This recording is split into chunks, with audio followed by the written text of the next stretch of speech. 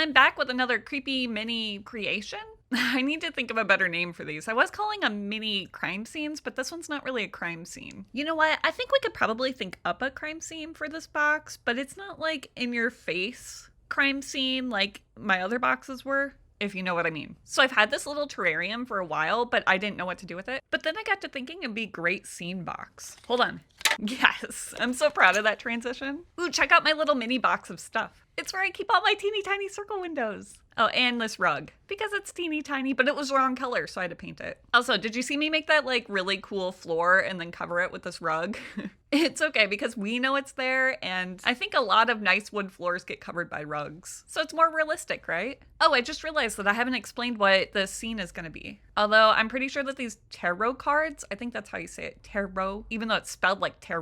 Anyways, I'm sure you can get an idea from the cards, but I'm doing a mini seance room. Look, I know that tarot cards are not like a seance-y thing, but maybe our person is an entrepreneur and they do all sorts of stuff, including fortune telling. Because really, how much money can you make off of seances? Actually, probably quite a bit. I feel like people would pay a lot to talk to the dead. Ooh, maybe that's our crime in this box. Tax evasion. I didn't say it had to be like a gruesome crime, even though like my last 4 boxes were cannibalism of some sort. But not this box. I'm not doing cannibalism this time because I am not a one-trick pony. I can think up other crimes. Okay, maybe the person that owns this room actually talks to like dead criminals and she solves the crimes. I'm only assuming that it's a woman because Hollywood has taught me that most fortune tellers are women, but that's not really fair. Men can be fortune tellers too, so maybe we should flip the script. So let's say it's a man that owns this room, and he talks to the dead criminals, and maybe he solves the cases. Ooh, and every seance room needs a Ouija board, of course. How else do you talk to the dead criminals? Ooh, wait, maybe they aren't dead criminals. Maybe he is actually doing the crimes, and he's blaming them on these dead people, because how are they gonna know they're dead? It's not like they can ask them if they did these crimes. Well, I mean, he would ask them, but not really. Okay, I have no idea where the story is going, but that doesn't matter because look at all my scrolls and this little teacup. Because, you know, you can read tea leaves. At least they do in Coraline. I don't know if people actually do that anymore. Oh, and then I have all these leftover body parts from all the other boxes that I've done because, you know, they were all cannibalism boxes. So I don't know why, but I added this tongue. You know what? This is starting to look like a witch doctor's room, maybe. Or maybe somebody who's into like dark magic. I don't know. That could be our crime.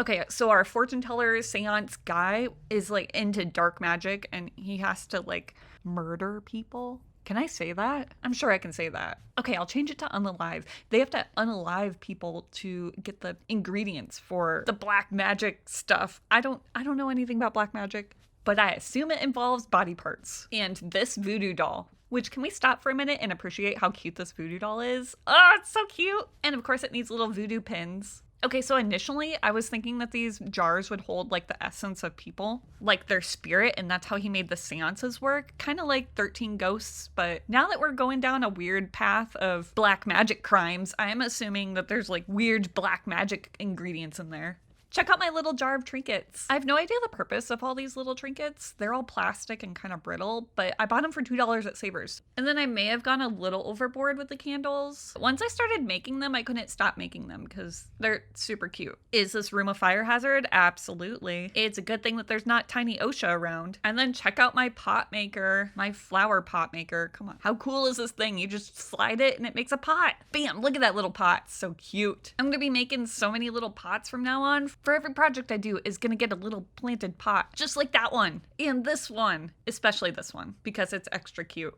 Okay, remember how I said we were going a little overboard with the candles? Well, I may have stepped it up with floating candles. Like, look at them jiggle. Whee! All right, our seance fortune telling room is missing a table, so I'm making one out of this jar lid. But it can't be a boring table, it's gotta be fancy. So what makes it fancy? Lace. And why buy colored lace when you can just paint it? Also, I like to just use what I have on hand. So the table legs are chopsticks cut up and painted. This is kind of a trashy table if you think about it. Let's make it look less trashy with sparkles. Also, I didn't have sparkly purple fabric because who has that on hand? So I made my own. Same with this teeny tiny doily. I just dyed it purple. See, how cute is that? And then it wasn't fancy enough still, so I added these gemstones to the side and then I sewed around it. Which I feel like nobody's ever going to notice that I did all this detail, but you know what? I know it, and That's what matters. Sort of like the wood floors in the beginning. We will never see it, but I know it's there. And then I made a crystal ball. And of course, we have to have more candles. And I don't know what these little tiny keys open, but they were so cute, I had to add them. Maybe our guy is like collecting keys from the people that he's, doing the thing to. Ooh, that sounded bad. That he was unaliving. Like trophies, or maybe he needs them for his black magic stuff. I don't know. Oh, and you know that I had to add a circle window, which I made out of Shrinky Dink. I wish it was that easy to make a real circle window, because then I would have one by now, which my husband's still not on board with. But Christmas is coming. Maybe Santa will get me one. I don't know. And no excuse that it doesn't fit my stocking, because the receipt of one would. Okay, anyways, we're done. And look at all those candles. Holy cow. I may have gone a little overboard with the candles, but I'm okay with it. And check out that gorgeous circle window. And hold up, check out the back. You can see everything through the glass, which I think is cool. And I added some vines and some moss. What do you guys think? Do you think there's too many candles? I don't think that's possible, but it is sort of a fire hazard. Anyways, if you enjoyed this video and you want to see more, like and follow and subscribe and comment and do all the things. And I'll see you in the next one.